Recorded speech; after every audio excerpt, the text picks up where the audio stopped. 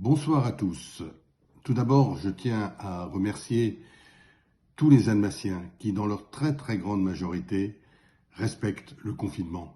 Et plus particulièrement les familles pour lesquelles il n'est sans doute pas facile de trouver des occupations dans la durée pour des enfants à la maison.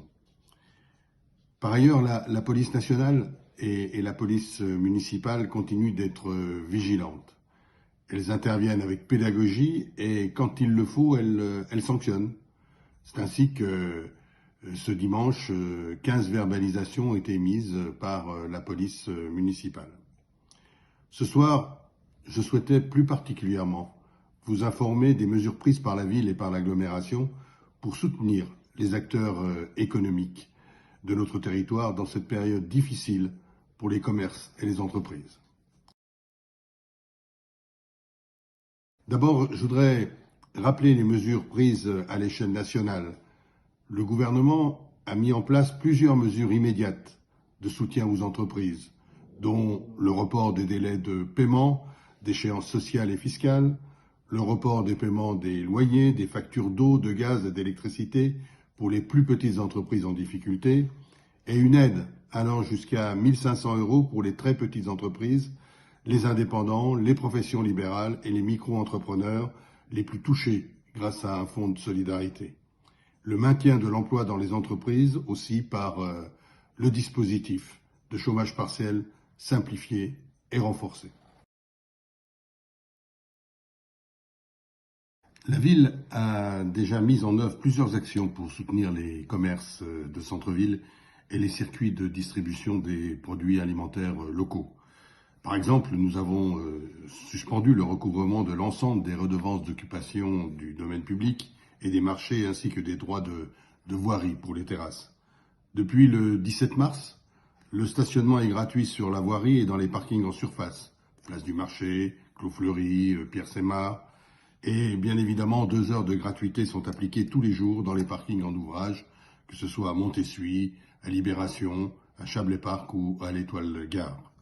Les chèques parking d'ailleurs, dont la date d'échéance est fixée au 31 mars, non utilisés aujourd'hui par les commerçants, seront bien sûr remboursés. La distribution des paniers par l'ODAMAP est maintenue. Et si l'ODAMAP en a la possibilité, nous leur permettrons d'accroître cette distribution pour soutenir davantage les producteurs locaux. Nous travaillons d'ailleurs actuellement à la mise en œuvre de nouvelles actions afin de soutenir ces commerces de centre-ville et les circuits courts.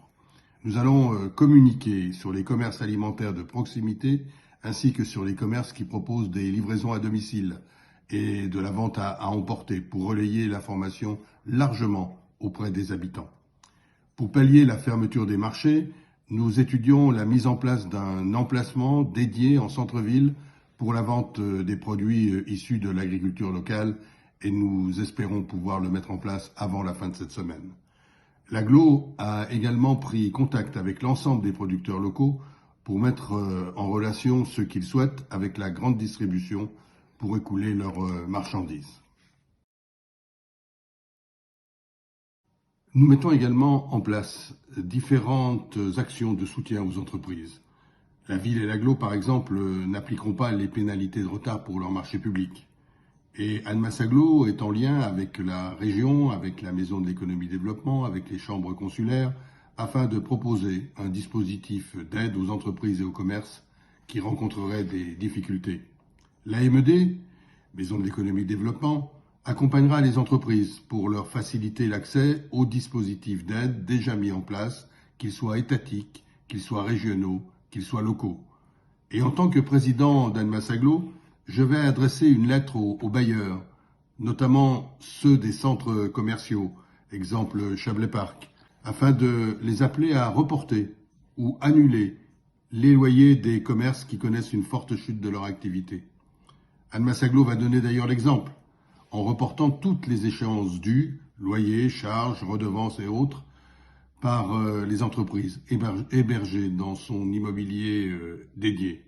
Et enfin, l'Agglo envisage la possibilité d'abonder le fonds régional de relance pour les entreprises installées sur son territoire. Chers Annemassiens, comme chaque soir, je vous rappelle que l'essentiel est de respecter les consignes de confinement. Restez chez vous, protégez vos proches. Et n'oubliez pas d'applaudir tous les soirs à 20h tous ceux qui sont en première ligne et qui se battent contre ce virus. Et puis tous ceux aussi qui travaillent pour nous, pour que la vie continue. Bonne soirée.